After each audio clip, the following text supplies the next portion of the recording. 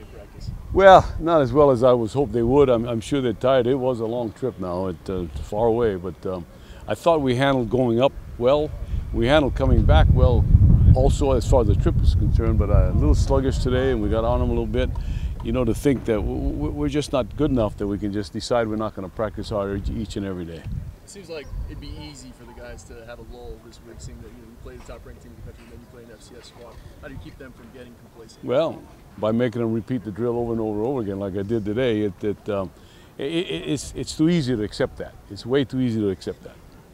And kind of piggybacking off of that, you go from one high to another, like you said, top-ranked team to an FBS. How do you get prepared and keep that same energy knowing you're playing probably a lesser? Well, that's what we're trying to do, and we make no bones about it. They're 0-2, but we were very truthful in what we tell them. But it's not about them. It wasn't about Ohio State either. It's about us and our willingness to do the things necessary to be successful, and that's what we try to do each and every day. I don't know if you watch tennis, but I watched that gal beat Serena, and she said she wasn't focused on Serena. She was focused on herself and getting the ball back. And I used that as an example the other day, and we'll continue to do that. It's about us. It's about us. Injury-wise, you got any update on Ben? Not really. They're doing it today. They did it yesterday. They're not sure. He's hurting a little bit, so we'll have to wait and see. Quentin Pedrosa's hurting a little bit. Trayvon Henderson, but I think we'll know today, later on today. I saw Julian walking around. He's better. It's a really odd deal, but he was told not to practice until the urologist talks to him today for the second time, and then they'll make some kind of decision. Oh, you talked about focusing on yourself. You're not going to see personnel like we saw last week again. Were you guys able to look at the tape and find some things that you liked maybe offensively that otherwise didn't show up on the scoreboard? Wow, I don't know about that. We dropped too many balls. You know, we didn't execute like we should have. They was clean. We didn't have an offensive penalty, but there were a lot of positives to come out of that. But you know, if we don't learn from it, from the great experience that we had, we're missing the boat. And we got beat. We got beat, and I thought we felt like we had a chance to win that game. There's just a lot to build on defensively. Say it again? A lot to build on defensively. Well, sure. It was a nice effort, but again, I heard Mace getting after him. We still made a lot of mistakes, but the effort was tremendous. And we dropped balls on offense, but we dropped them on defense as well. So, in fact, Bob Wagner was at the game, and he was on the sideline. I looked over at him. I said, "We can't catch on offense. We can't catch on defense either."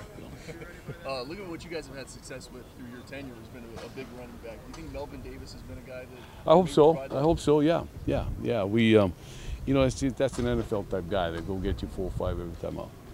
It's no taking it easy. We still made mistakes out there. We got to go to the drawing board, fix those, and get better as a whole team. One of the biggest takeaways we took was knowing that we could play with anybody in the country and all that. And that should like boost people's confidence up going into this week. Oh, it gives me a lot of confidence. You know, just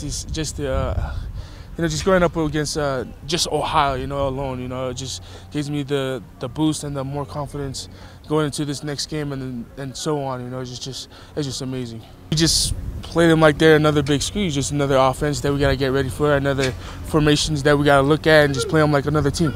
At the end of the day, a loss is unacceptable. I don't care how well you play. I don't care if you lose 3-0 or 38-0. It's still a loss, and we got to prepare this week like we do every week, and let's go play again. So, I like what we did, and hey, it's time to move on. The kids right now are just starting to understand the concepts of what we're trying to do with this defense, and there's a lot of growth left. And I'm kind of excited to where it can go, but we got to play that level of intensity every week, and we got a lot of games left. Well, I think if they read the paper, they know that 1AA teams beat 1A teams all the time. So if that doesn't get your attention, I don't know what does. And we don't worry about who we're playing. We worry about ourselves and our execution, and we've said that from day one, and that's how we'll approach it.